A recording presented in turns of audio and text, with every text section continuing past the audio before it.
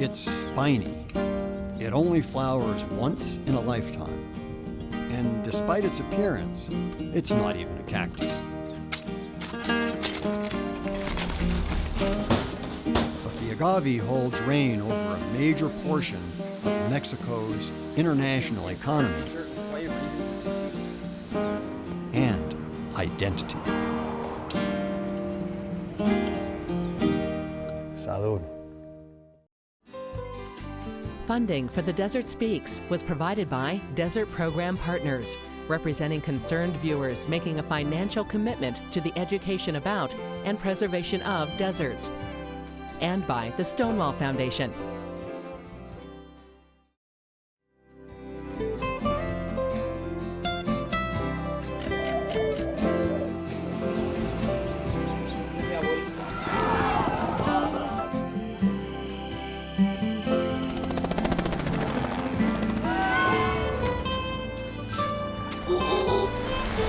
There she goes.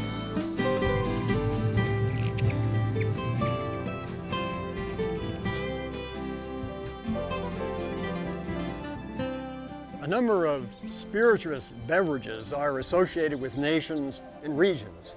Vodka with Russia, rum with the Caribbean, pisco with Peru.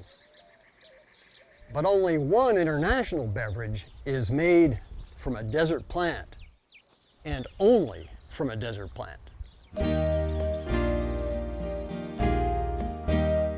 Tequila has the additional distinction of originating in just one region of Mexico, Jalisco. Mexican ecologist Alberto Búrquez has a native's expertise in tequila, as well as an expert's knowledge of agaves. Tequila apparently derives from the name of the native Indians, the Tequila. There were Tequila people then lived in the area. Yes, also some researchers say that it comes from the Nahuatl, that the old Mexican language that meant the place of harvest or the place to work. Well, whatever the origin, even if it was Native American, certainly was taken over by a really Spanish tradition, including distillation, which is not Native American. No, the ancient Mexicans drank the agave juice as came from the plant after fermentation. But the interesting thing is how tequila went into the world. So Don Jose Cuervo shipped 3 barrels of tequila across the border into the States, I think in 1895 or so. So that was the first exportation. Yes, and see how many barrels go across the border today. Oh my gosh, there's more than that go to a block in some cities. Well, this is a monument to the defenders of the population of tequila. And what better to do it than with tequila? You will become very courageous after drinking a liter of tequila, I bet. You know, for a town in central Mexico of 40, 50,000, it's a pretty prosperous place. And I have a guess as to why. Well, apparently the whole town depends on 2 things. The first one is the industry of tequila that probably supplies with all the economic power to town. And then all the tourism that comes probably to sample the local produce. But they actually bring tour buses in here now. And there is a train, a local train, that they advertise for a tour around the city. Well, it's certainly internationally popular. I remember being in Spain and seeing a prominent display of bottles of tequila in a place where 20 years ago there would have been only Spanish wines. The only reason they're successful is because it's good stuff. It's delicious stuff. Put you. Hey, look, Jose Cuervo. Well, that's the town honoring one of his patrons. And I suppose it's nice to have a shop on Cuervo Street in the town of Tequila. Oh, it's really very fashionable. Cuervo Street. The world's top tequila researcher is Jaliscan Ana Valenzuela. And Jaliscans are commonly known as tapatíos. The economic importance has manifested itself in the creation of jobs and industry. But there are other important areas just as valuable that have to do with Mexican identity. This identity surrounds us in the culture through song and the history of the region. It presents the Mexican to the world ever since the 16th century, when Mexico declared itself an independent country. In this part of the canyon, there used to be cultivated crops such as coffee, with orchards of mangoes and plums, mameyes, and some cactus with fruits like pitayas. This area alternated between crops that required irrigation such as fruit trees and desert plants like agave and corn, squash and beans.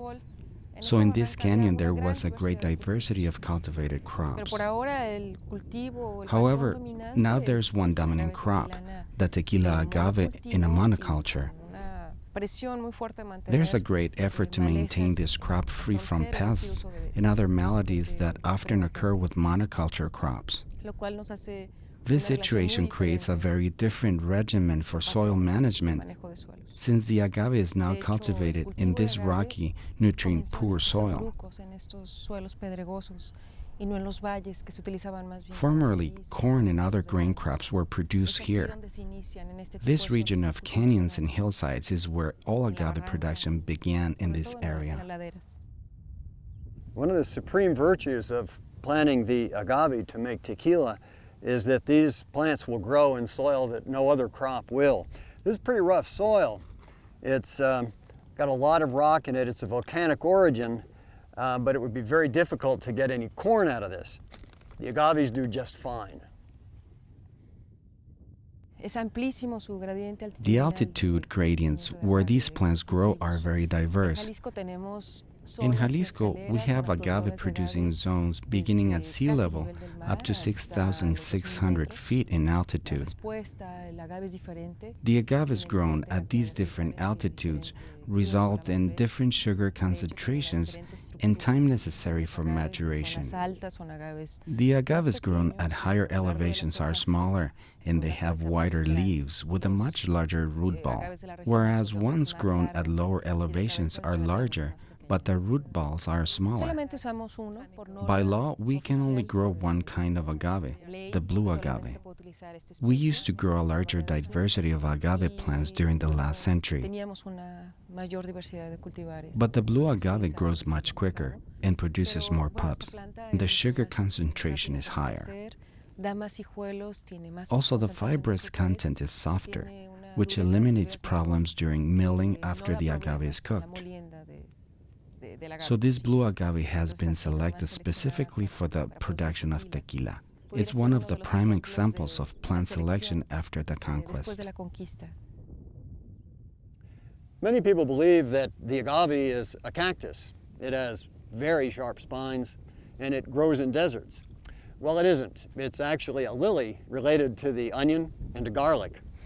It's especially well suited though because it grows in very dry deserts and is especially suited for warm, sunny climates like here in Jalisco, Mexico. It is said that there are between 8 to 10 million agave plants here. We are forecasting in the next 4 years there will be sufficient and even an oversupply of agaves harvested. During the next 4 years, you will see some of the best expressions of tequila to ever come out of this region.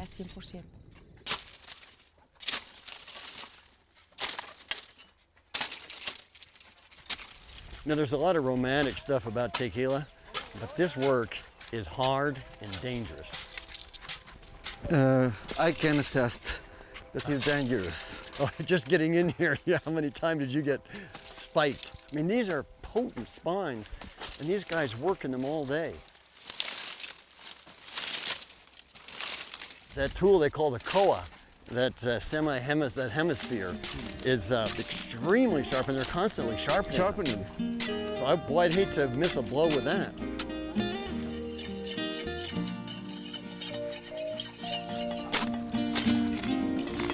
Gracias. Gracias. If planting is restricted to thousands of plants of the same strain over many hundreds of acres, it's what we call monoculture. Unfortunately, in some cases, the plants become vulnerable to old or new pests that can and sometimes do wipe out all or nearly all the plants. And to me, pesticides and tequila don't mix.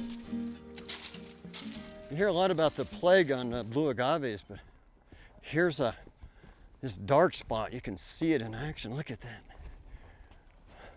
They're just burrowing holes all through there. Yeah, look, there's one of the grubs right there. This is a larva of a butterfly. They call it black butterfly. Black butterfly? There are other pests that attack agave, but this one is especially bad for agaves in this region. Well, that's got to be a major concern. Particularly when you have a monoculture of agave that extends for miles on end. Alberto Búrquez has decided to roast one of the larvae and try it. The people here don't eat them, but they say that other people do farther south. So you got to cool it off. Let's try it. Delicious. Yeah, you would say that even if it was terrible, though. No, it is. Really? You should try. Tacos de gusanos asados. You have to try them. Okay, great idea. Según ahora me tocan como 40 o 50, ¿no? 65. So an average day will involve removing the leaves, digging up, getting ready about 65 of these plants. Hasta 100, up to 100. Un montón de veces. So even though they worked here a lot, they still get spiked. So he wears, he's got thick boots, he's got thick socks, and some wear t-shirts, he doesn't, but he has obviously a thick shirt to give him a little bit of protection. It's not much protection against those, the spines of the pencas, as they call them, the branches, which will pierce through all the clothing you have, plus about 1.5 inches of skin and muscle. The jimador has to have more knowledge because has to know how to cut, where to cut. And which plants to cut. And which plants, yeah. Right. While the machetero is the one in charge of loading the top. That's, pure muscle. You don't need much. Brawn, you need brawn to be the machetero, but you need a lot of brains to be able to be the jimador. It's a sort of wonderland, isn't it? It is a wonderland, it's eerie. Strange. It's eerie. You see, for a mile, all you see is the spines, the branches and spines of the magueyes. But look what happens if you take a bad step. You know, you're right here. They just cut and make the piña. Yeah. And they cut it in half. It really amazed me to see the precision that they have in cutting. We have to imagine that it takes 8 years to have this. Yeah, this is the end of an 8-year period of waiting. 8 years ago they came, prepared the land, came to the place, prepared the land. Put these little guys in there. Plants, care for them, and then this is the final product. But that's an orchard crop for you. Most orchards, you plant a tree, 8 years later it starts to produce. The difference here is the whole plant's gone. The whole plant is gone. And the process starts again. Yeah. But you see, the final product is not this. It's somewhere in a big department store in Mexico City or in Philadelphia. Let's go. I don't want to get aplastado here.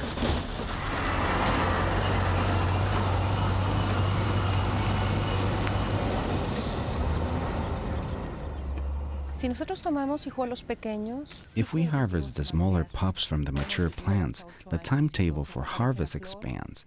It could take as long as 8 years before the plant produces a flower. After we cut the flower, then we have from 6 months to a year to harvest the mature agave. These hijuelos, they call them, pups come from the same fields that the mature plants do. So you can replenish the field with the new generation. Forever. And the other thing is that these are big plants. The pups or plantlets are big, so they get a head start. Yeah, they're not little things. So these probably have, what, maybe 2 years growth on them already? I would say. Good about idea. 2 years, and so you reduce the rotation time on the field. You never have to buy new plants.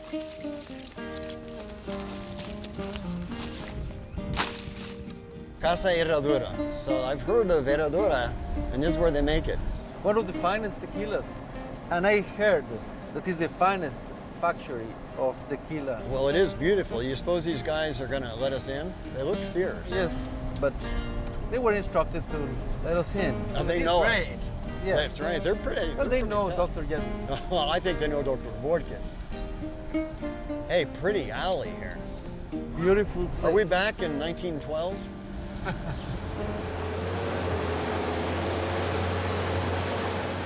Oh man, look at this pile of piñas. That's a huge amount of labor invested in that. I guess we can hop right in here. So they just shovel them onto the conveyor belt here.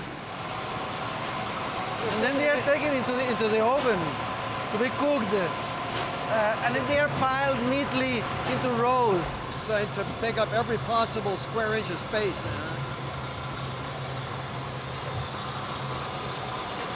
Oh, look at the size of this one. Now they call these piñas, that means pineapple. Well, because of the resemblance to a pineapple. They look like pineapple. And they're related to pineapples, right? Somehow. Yeah, they're both lilies.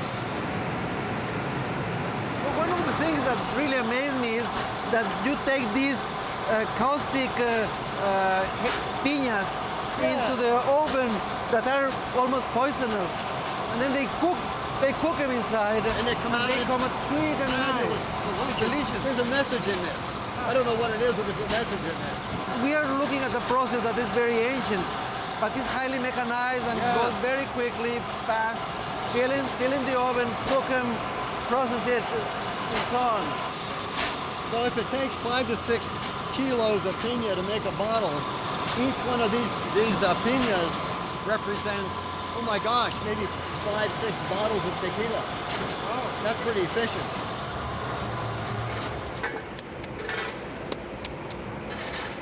So what are they picking up that used mezcal?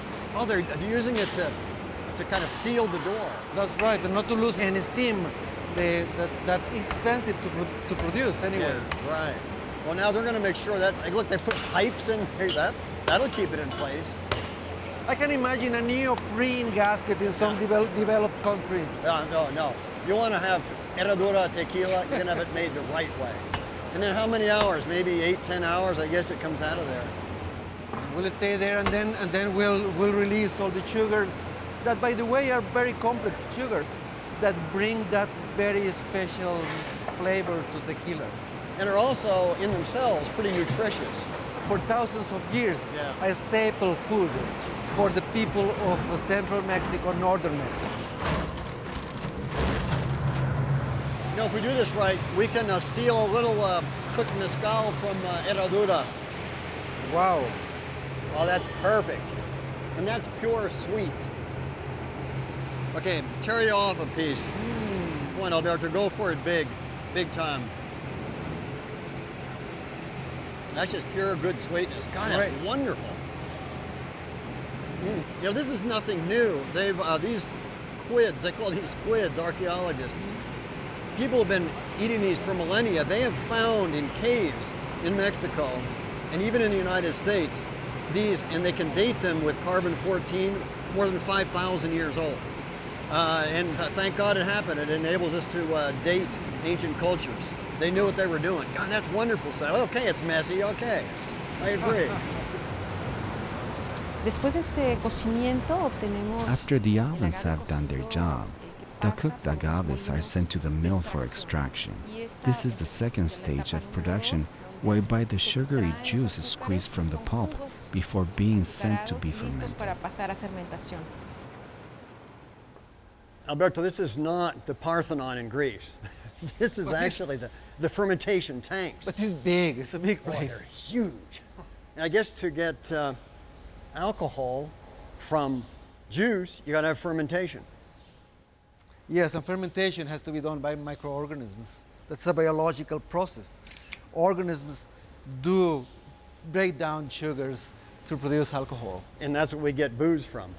Well, hey, feel this. Wow. It's hot.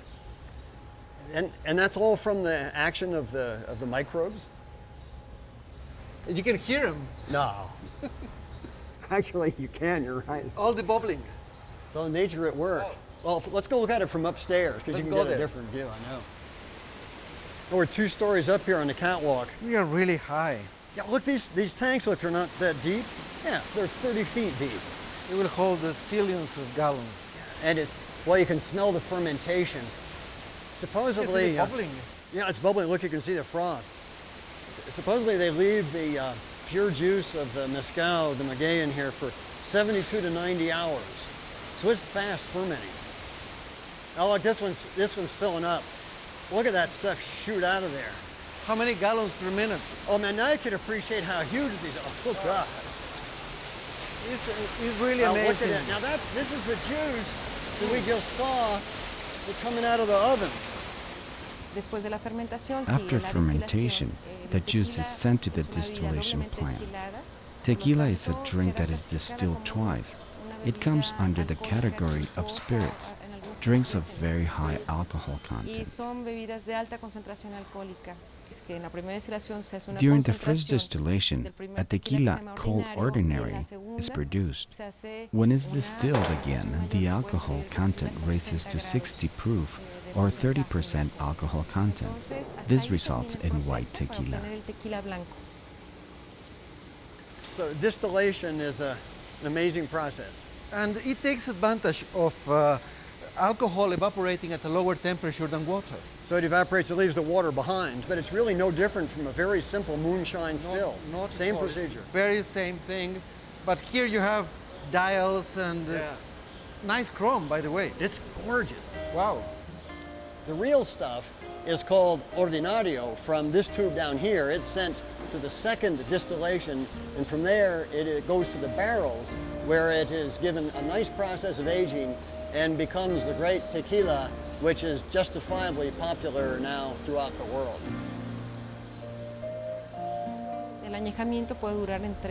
The aging process can last anywhere from a year to 2 years or even 5 years. The aging time places a defining mark on the quality of tequila produced. Reposado is aged from anywhere from 2 months to a year, depending on what the tequila maker is looking for. I think there's 1,600 barrels in here. All of them white oak. White oak, which imparts a certain flavor even to tequila. You know what it smells like? Sort of old tequila. Smell it, smell it. Yes, añejo. That's volatile stuff. Wow. And look, it's actually, I think it's done some damage to the cork, it's so strong. Well, you know, I guess you could get used to this smell, but it would take away the romance of it. This is a great place. We've been talking about a drink that requires 8, 10, 12 years to produce, depending on the region it comes from. It is the only drink in the world that requires this length of time to produce a first product. It is my opinion that tequila is a mirror of who we are, a mirror of what we want to be, a hybrid that we're still trying to know ourselves. It's in tequila that we're being reflected in. Tequila not only serves as the identity for the people of this region, but a national identity that is exported. This identity generates a certain pride, a certain feeling of being a part of a group of Mexicans who live both in and outside of Mexico. So this feeling goes beyond the context of the state of Jalisco. It takes us out of the context of the country of Mexico. It transcends borders. This idea even consolidates itself through the process of globalization. That is what I believe. This is the white tequila, the strongest in the world. This is Tequila Blanco Herradura, 46% alcohol. And that means 92 proof. Well, we went to the fields.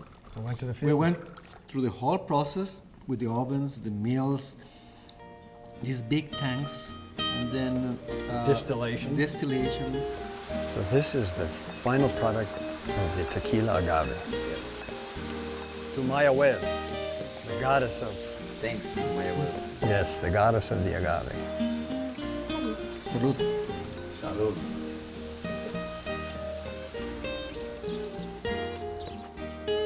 Tequila has now assumed a prominent position among the world's best-known alcoholic beverages. The day should never come when real tequila is made from anything but agaves, and comes from anywhere but the agave region of central Mexico.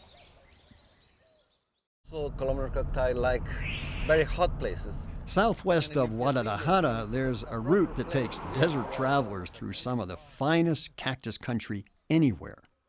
A special sort, the pitayo, with large fruits called pitayas, has its own festival, complete with contests of many sorts. Next time on The Desert Speaks. Man, that is one solid church. There's a purpose in making them so impregnable. And it's because when the Spaniards came in the 16th century, they have to defend themselves after pillaging the Tequila Indians from their agave fields. I see, so they came to convert, but they actually had to hole up in the church from being attacked. Well, they were both things, conversion, bringing people into the faith, and conquest. Funding for The Desert Speaks was provided by Desert Program Partners, representing concerned viewers making a financial commitment to the education about and preservation of deserts, and by the Stonewall Foundation.